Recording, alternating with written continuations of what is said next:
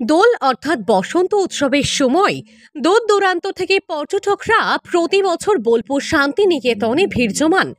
তবে সেই ভিড় 2019 সালের পর থেকে কিছুটা হলেও ফিকে হয়েছে।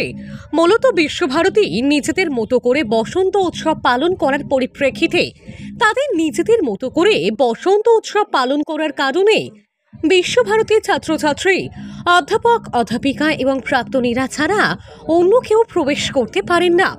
বিশ্বভারতীর বসন্ত উৎসবে বাইরে থেকে আগত মানুষরা প্রবেশ করতে না পারলেও তাদের প্রত্যেক বছর সোনাঝুরিতে গিয়ে ভিড় জমাতে দেখা যায়।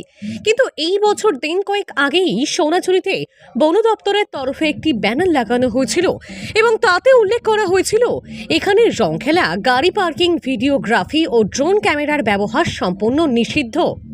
বন দপ্তরের এমন ব্যানারের পর রীতিমতো বিতর্ক তৈরি হয়। সোনাঝুরিতে রং খেলা যাবে না এমনটাই ছড়িয়ে পড়ে চারিদিকে। অবশেষে এমন পরিস্থিতির বদল আসে বৃহস্পতিবার রাজ্যের বনমন্ত্রী বীরবাহা হাসদার দেওয়া বিবৃতিতে স্পষ্ট হয়ে যায় সোনাঝুরিতে রং খেলায় কোনো আপত্তি তাতে থাকছে না। তিনি যা জানিয়েছেন তাতে মূলত বনাঞ্চল বাঁচাতেই এমন সতর্কতামূলক প্রচার। এছাড়াও বীরভূম পুলিশ জানিয়েছে রং খেলা অথবা বসন্ত উৎসব পালনের ক্ষেত্রে কোথাও কোনো রকম নিষেধাজ্ঞা জারি করা হয়নি।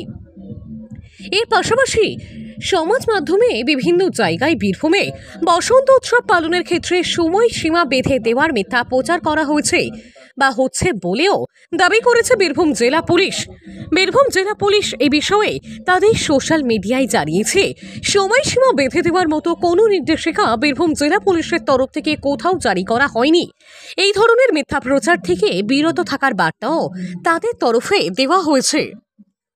সোনাঝুরি বলে আলাদা করে খবর আমি বলবো না। শান্তিনিকেতন, বোলপুরের যে কোনো জায়গায় যে কোনো মানুষ তারা দোল খেলতে পারেন, নিষেধাজ্ঞা কোথাও কিছু নেই। এখানকার মানুষ জানেন শান্তিনিকেতনের পরিবেশ কেমন, তার পবিত্রতা, এখানকার বনের পশু পাখি, এখানকার পরিবেশ, তার সঙ্গে মানুষের সদ্ভাব সমস্ত কিছু বজায় রেখে এবং একই সঙ্গে আমাদের মহিলাদের সম্মান বজায় রেখে কোনো রকম বেআইনি কাজ না করে মানুষ সারাক্ষণ যে কোনো সময় যে কোনো জায়গায় তারা দোল খেলতে পারবেন।